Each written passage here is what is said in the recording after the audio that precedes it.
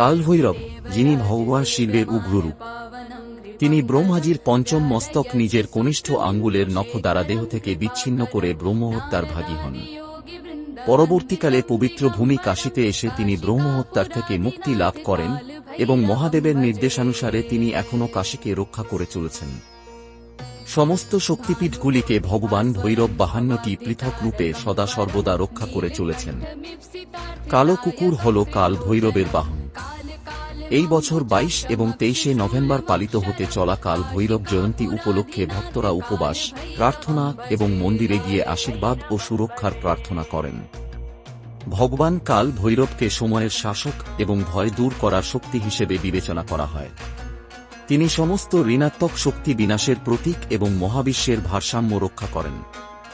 আরও বিশদে জানতে আমাদের মাইথো ওয়ান্ডার্স চ্যানেলটিকে সাবস্ক্রাইব এবং পেজটিকে ফলো করুন।